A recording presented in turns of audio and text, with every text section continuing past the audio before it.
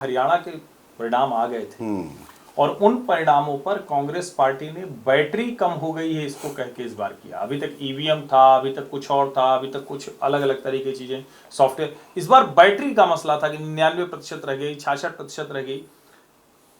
चुनाव आयोग ने 1600 से अधिक पन्नों का उनकी जो 26 शिकायतें थी उनका जवाब दिया है।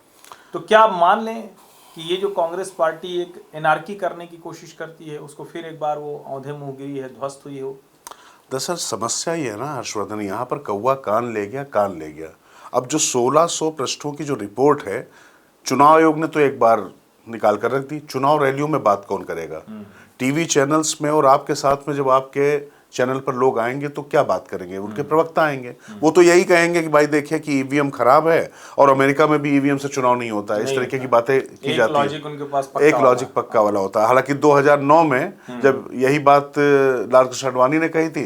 अच्छा, बात यह है कि यहाँ पर उस समय चुनाव आयुक्त होते थे कुरैशी साहब। उस समय उन्होंने पूरा डेमो किया था और कहा था ये हो ही नहीं सकता है। नहीं देखिए, अच्छा है। और अब क्या कह रहे हैं वो? ये थोड़ी सी बात करनी चाहिए। एसवाई कुरैशी इस देश के सम्मानित चुनाव आयुक्त रहे, मुख्य चुनाव आयुक्त रहे। किसी ने कभी उनकी इंटीग्रिटी पर कोई सवाल नहीं किया और आज वो पॉलिटिकल लैंग्वेज बोलते हैं। और मैं बार बार कहता हूं कि जो आईएएस, आईपीएस, आईएफएस जब रिटायर होते हैं तो उनकी भाषा बदल जाती। कुर्सी पर रहते क्यों नहीं ढंग का काम करते, भाई भारत सुधर जाता। ऐसे ही जो ये दुनिया भर की बात करते हैं, तो ये चुनाव आयुक्त लोग जो कुर्सी पर रहते हैं तब वो क्यों नहीं बात करते?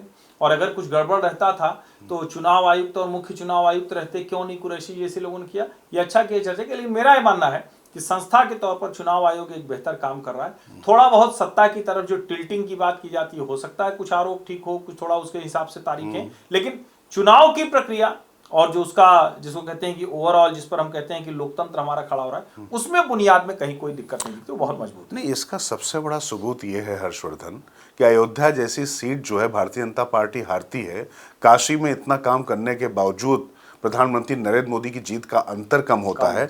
यूपी जैसे राज्य में जहां से मुख्यमंत्री, प्रधानमंत्री और सबसे ज्यादा बड़े नेता रक्षा मंत्री वहां से आते हैं, जिस राज्य का प्रभारी अमित शाह जैसा व्यक्ति रहता हो, उसके बाद भी अगर वहां पर जनता जिसको जिता रही है, जिसको हरा रही, नतीजे वैसे आ रहे हैं। जम्मू कश्मीर ज्यादा महत्वपूर्ण था भारतीय जनता पार्टी के लिहाज से। अगर चुनाव आयोग से अगर वहां करना होता तो वहां पर करना चाहिए था। मुझे लगता है कि ये मजाक बंद करना चाहिए लोकतंत्र के साथ में। ये बहुत खतरनाक है, ये आपराधिक है। और चुनाव आयोग ने बहुत अच्छा किया जो उन्होंने ये भी बता दिया कि जो बैटरी को लेकर, दरअसल बैटरी मुझे लगता है कि उनकी कमजोर हो गई है दिमाग की, और अब उनकी बत्ती जलना बंद हो गई है। ये समस्या है।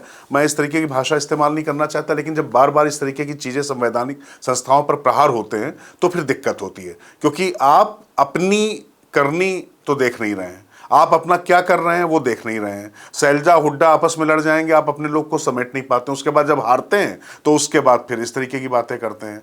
तो यहाँ लोकतंत्र में ये समझना पड़ेगा कि अब उस तरीके की चीज़ें नहीं रही कि चुनाव आया और चुनावी मौसम में आप निकले, कपड़े सदरी सिलवा ली और मतलब ग्लफ लगा के कुर्ता पजामा पहन के निकल लिए और चुनाव जीत गए, वो दिन तो गए।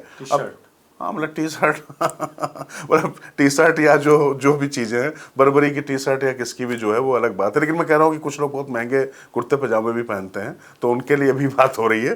तो लेकिन उनको 24 घंटे काम करना पड़ता है, ये समझ में आ रहा है। और तमाम राजनीतिक दलों को,